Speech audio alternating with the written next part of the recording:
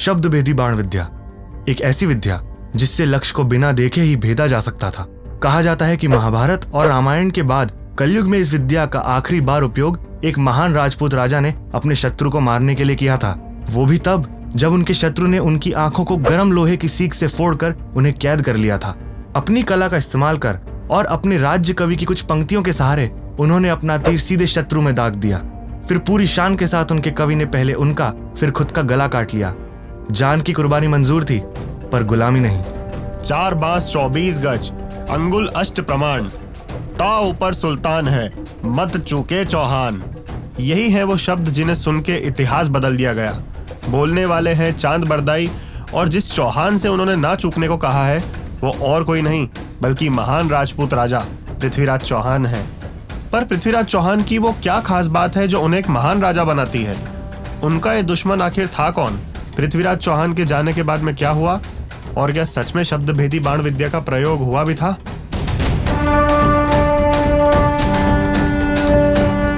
Prithviraj Chauhan was born in the year 1166 in Chahman dynasty. The Chahman dynasty controlled large parts of today's Haryana, Rajasthan and Delhi. They also had control over some parts of Madhya Pradesh, Punjab and Uttar Pradesh. The traditional Chahman territory was known as Sapad Laksh, which is now northwestern India. Prithviraj Chauhan's father, Raja Someshwar Chauhan, died when he was just 11 years old. In such a young age, he ascended the throne and took control of Sapad Laksh.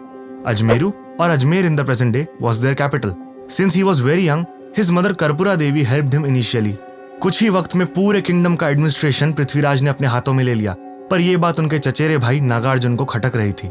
Nagarjuna को राजगद्दी चाहिए थी, इसलिए उसने गुड़ापुरा के किले पर अपना कब्जा जमा लिया। इसके बाद पृथ्वीराज ने अपनी विशाल सेना के साथ गुड़ापुरा किले को घेर लिया और नागार्जुन को वहां से भागना पड़ा। पृथ्वीराज चौहान के जीवन पर कई बुक्स लिखी गई, जिनमें से सबसे ज्यादा प्रसिद्ध है पृथ्वीराज रासो। पर कई हिस्टोरियंस इस किताब को ज्यादा क्रेडिबल सोर्स ऑफ इंफॉर्मेशन नहीं मानते। ऐसा इसलिए क्योंकि ये किताब पृथ्वीराज के कोर्ट पोएट चंद बरदाई ने शुरू की थी और इसे कंप्लीट उनके बेटे ने किया था। रासो से भी पुरानी किताब पृथ्वीराज विजया की माने तो नागार्जुन पर जीत हासिल करने के बाद पृथ्वीराज ने अपने शत्रुओं की गर्दनें काटकर उनकी माला बनाकर अजमेर के किले के दरवाजे पर टांग दिया था। बेहद कम एज में पृथ्वीराज की पहली मिलिट्री विक्ट्री थी। Before proceeding, please subscribe to our channel and hit the bell icon. इससे हमें मोटिवेशन मिलेगा कि हम आपके लिए ऐसा ही और दिलचस्प कंटेंट लाते रहें। पृथ्वीराज चौहान का राज्य दिल्ली तक फैला था, मगर चौहानों के दिल्ली वाले रीजन को भादानक से थोड़ा खतरा था। भादानकों की टेरिटरी आज के समय में भिवानी, रेवाड़ी और अलवर वाला क्षेत्र है। नागार्जुन से जीतने के तुरंत बाद पृथ्वीराज ने अपना ध्यान भादानकों पे दिया और वहां भी जीत हासिल करके फ्यूचर में होने वाली किसी भी टेंस सिचुएशन को कंप्लीटली खत्म कर दिया। पृथ्वीराज इसके बाद भी नहीं रुके, उन्होंने अपना साम्राज्य और फैलाया। जेजक भुक्ति, जिसे आज के समय में बुंदेलखंड के नाम से जाना जाता है, उस रीजन पे राज्य था चंदेला डिनास्टी का। चंदेला डिनास्टी के राजा परामर्दी को भी पृथ्वीराज चौहान ने हरा दिया। हालांकि चंदेलास की टेरिटरी को पृथ्वीराज ने अपने साम्राज्य में शामिल किया या नहीं, ये इतिहास की कई बातों की तरह आज भी डिबेटेबल है। मगर ये बात सन 1182 के आसपास की थी, जब उनकी उम्र सिर्फ 15 साल थी। सिर्फ 15 साल। इतनी कम उम्र में कई मिलिट्री अचीवमेंट्स और अपने रीजन के एक्सपांशन की वजह से पृथ्वीराज चौहान के शौर्य की कहानियां दूर दूर तक फैलने लगी। लेकिन जितनी उनके शौर्य की कहानियां फैली, उतने ही उनके दुश्मन भी बढ़ते गए। पृथ्वीराज ने अपनी तलवार चालुक्यस के खिलाफ भी उठाई, जो गुजरात रीजन पे रूल करते थे। ये बात भी पृथ्वीराज रासो में मेंशन्ड है, लेकिन इस बात की भी पुष्टि नहीं की जा सकती। एटलीस्ट ये पक्का है कि कुछ ना कुछ टेंशन इन दोनों डिनास्टीज के बीच में रही थी, क्योंकि नागौर में इनके टकराव के कुछ सबूत आज भी हैं। खारातारा गच्चा पट्टवल्ली के रिकॉर्ड्स में भी इन दोनों के बीच में एक पीस ट्रीटी साइन करने की बात है। अगर चौहान्स और चालुक्यास के बीच में पीस ट्रीटी साइन हुई थी, इसका मतलब कभी ना कभी वो वॉर की सिचुएशन में होंगे ही। एक तरफ जहां पृथ्वीराज ख्याति बटोर रहे थे, वहीं दूसरी तरफ घुरीद डायनेस्टी के रूलर मुइजुद्दीन मोहम्मद या मोहम्मद ऑफ गौर, या सबसे ज्यादा उन्हें जिस नाम से जाना जाता है मोहम्मद गौरी, अपना एम्पायर एक्सपांड करके अपनी अथॉरिटी इंडिया पर जमाना चाहता था। मोहम्मद गौरी एक मुस्लिम राजा था जिसने अपना इन्वेजन नॉर्दर्न इंडिया से स्टार्ट किया। ही एक्वायर्ड सिंध, मुल्तान एंड पंजाब। लगभग 1190 के एंड में गौरी ने भटिंडा कैप्चर किया, जो कि पृथ्वीराज के एम्पायर का एक हिस्सा था। पृथ्वीराज के एम्पायर की बॉर्डर पे कंटिन्यूस टेंशन होने की वजह से दिल्ली रिप्रेजेंटेटिव ने उन्हें लेटर लिखा और उनसे हेल्प मांगी। पृथ्वीराज ने इमीडिएटली अपनी सेना के साथ वहां मार्च किया। मोहम्मद गौरी और पृथ्वीराज की आर्मीज तराइन के मैदान में 1191 में आमने सामने आई। तराइन प्रेजेंटली हरियाणा में है, जो कि दिल्ली से 110 किलोमीटर की दूरी पर है।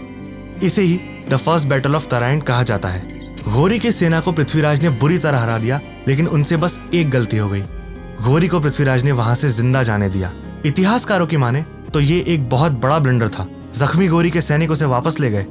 ऐसा कहा जाता है कि फर्स्ट बैटल ऑफ तराइन में पृथ्वीराज का साथ गढ़वाल डायनेस्टी के सबसे पावरफुल राजा जयचंद ने दिया था। गढ़वाल किंगडम चाहमाना किंगडम के ईस्ट के डायरेक्शन में कन्नौज के पास लोकेटेड था। पृथ्वीराज के हीरोइक एक्शंस और उनकी विक्ट्रीज की कहानी राजा जयचंद की बेटी संयोगिता ने भी सुनी थी और वो इससे बहुत प्रभावित थी।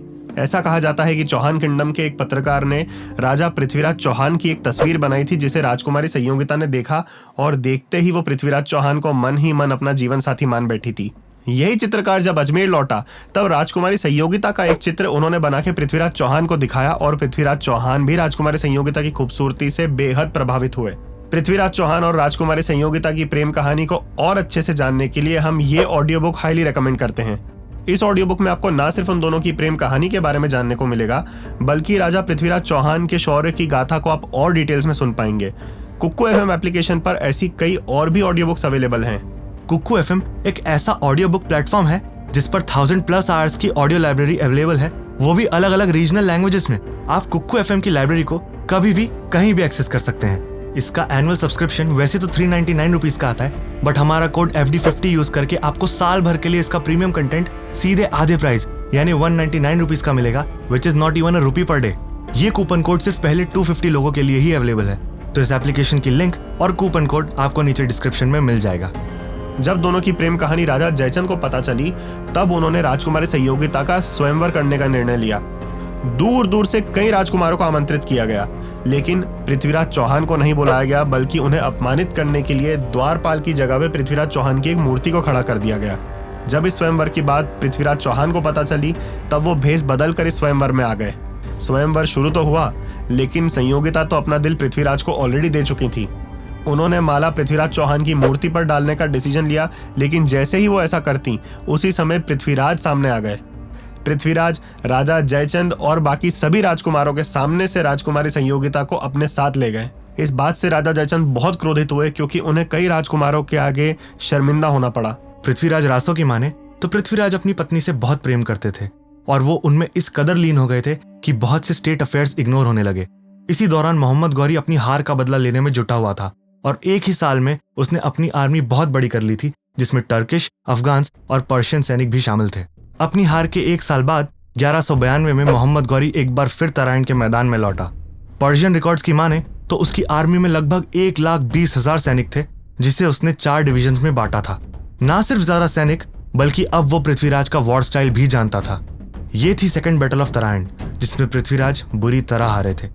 आपको याद होगा हमने शुरू में शब्द भेदी बाण विद्या का जिक्र किया था, जिसका इस्तेमाल करके पृथ्वीराज ने अंधा होने के बावजूद अपने शत्रु को मार गिराया था। ये शत्रु मोहम्मद गौरी ही था। पर क्या ऐसा सच में हुआ था? पृथ्वीराज रासों के अकॉर्डिंग मोहम्मद गौरी ने पृथ्वीराज चौहान को अपना बंदी बना लिया था। उनके कोर्ट पोएट चांद बरदाई ने जब गौरी को पृथ्वीराज चौहान की धनुर्विद्या के बारे में बताया तब उन्होंने उसे देखने की इच्छा जाहिर करी।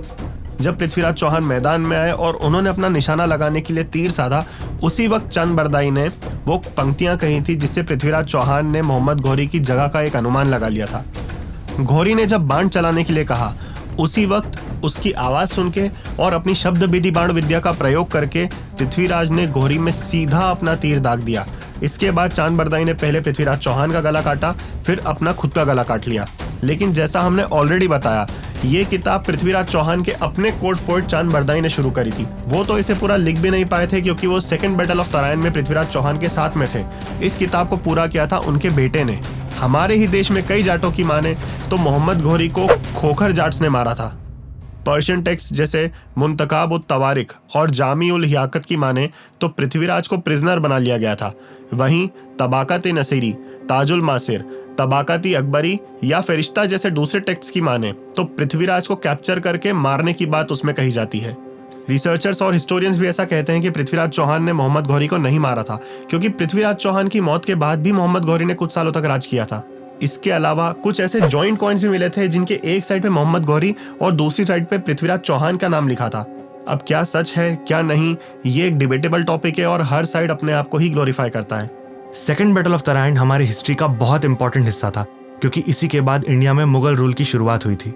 अगर पृथ्वीराज मोहम्मद गौरी को पहली बैटल में ही मार देते तो आज इतिहास कुछ अलग होता।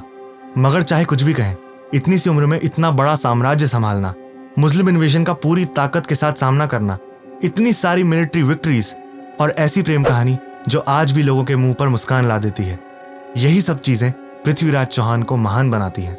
ऐसे शूरवीरों पर हर हिंदुस्तानी को गर्व होता है और समय के अंत तक पृथ्वीराज चौहान इस नाम को पूरी शान से लिया जाएगा। जल्द ही पृथ्वीराज चौहान की लाइफ पर एक मूवी रिलीज होने जा रही है जिसमें अक्षय कुमार उनका किरदार निभाएंगे। Thank you for watching till the end. Please subscribe to our channel and don't forget to hit the bell icon.